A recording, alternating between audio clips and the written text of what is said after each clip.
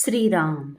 साधक हो, सध्या आपण सोमवार ते शनिवार श्री ब्रह्मचैतन्य गोंदवलेकर महाराज यांच्या परंपरेतील साखरखेर्डा येथील संत परमपूज्य श्री प्रल्हाद महाराज यांचे श्री देवीदास अमृत मोहोरील लिखित संक्षिप्त चरित्राचा आस्वाद घेत आहोत. तसेच रविवारी श्री महाराजांच्या काही भक्तांचे अनुभव ऐकणार आहोत. रामनाम जप सांगता सोहळ्यासाठी मालाडहून मुद्दाम निमंत्रित केलेले श्री केशवराव बेलसरे हे परमपूज्य श्री तात्यासाहेब केतकर महाराज ज्या पेटीवर प्रवचन करीत असत ती पेटी म्हणजे श्री ब्रह्मचैतन्य महाराजांचे प्लॅनचेट बरोबर घेऊन येणार होते.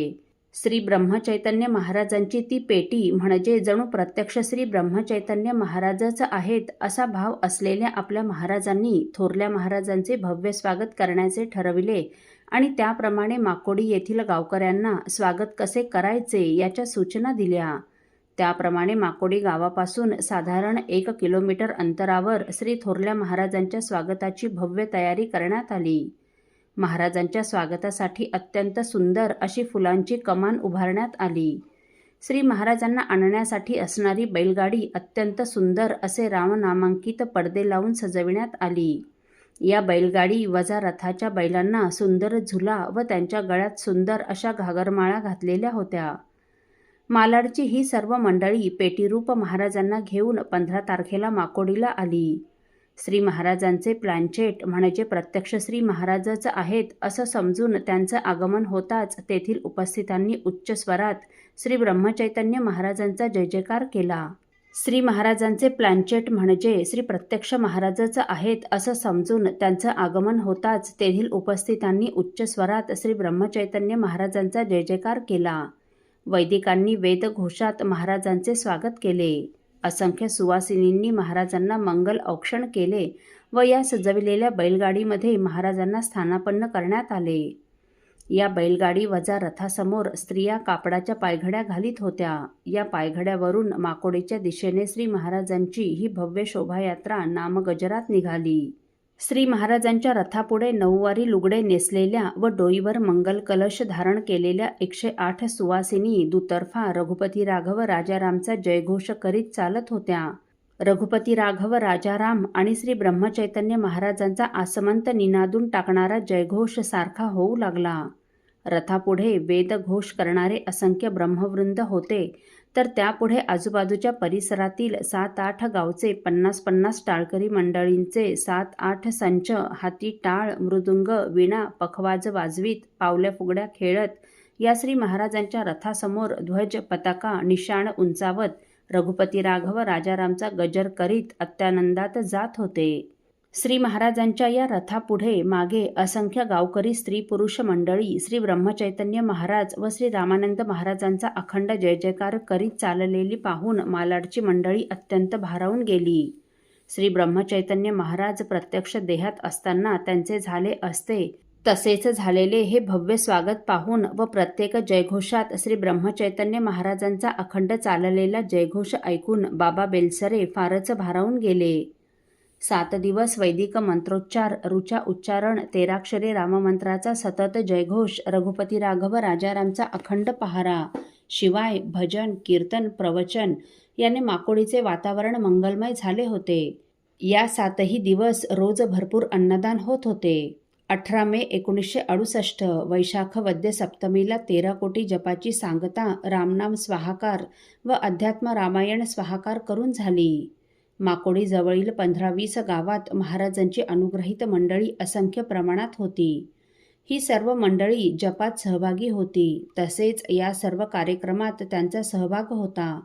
जप सांगतेला पूर्णाहुतीच्या दिवशी या सर्व खेड्यापाड्यातील व माकोडी गावातील असंख्य मंडळी या सोहळ्यास उपस्थित होती. प्रसादासाठी सर्वांना मुक्तद्वार ठेवले होते. त्या दिवशी अगणित असे अन्नदान झाले. दुसऱ्या दिवशी 19 मेला श्री महाराज या सर्व माकोडीकर मंडळींचा निरोप घेऊन साखरखेर्ड्याला जाण्यास निघाले. तेथून बाबा बेलसरे, अण्णासाहेब मेहेंदळे, पुंडलिकराव कुलकर्णी अशी काही मंडळी श्री महाराजांबरोबर भास्करराव कवीश्वरांकडे बुलढाण्यास आली. तिथे नामस्मरणाचा विषय निघाला. त्यावेळी तेथील उपस्थितांपैकी प्रत्येक जण नामस्मरणाविषयीचा आपला अनुभव सांगू लागले. त्यावेळी बेलसरेंनी श्री महाराजांना याविषयी आपण काही सांगावं अशी विनंती केली.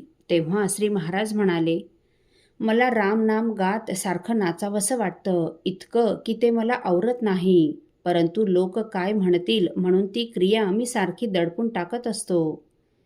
यावरून नाम त्यांच्यात किती खोल मुरलं आहे आणि ते नामात किती तल्लीन होतात हे कळून येते. त्यांना नाम घेण्यापलीकडे दुसरी कुठलीच आवड नव्हती. खाण्यापिण्याची तर त्यांना आठवणही राहत नसे. भूक लागली, काही खायला आहे का? किंवा स्वयंपाकाला किती उशीर आहे, असं त्यांनी कधी म्हटल्याचं कोणी ऐकलं नाही. अहो, भर उन्हाळ्यात सुद्धा ते कधी तहान लागली, पाणी पितो वगैरे सुद्धा म्हणत नसत. सेवेकऱ्यांनीच एखादे वेळी, महाराज पाणी घेता का?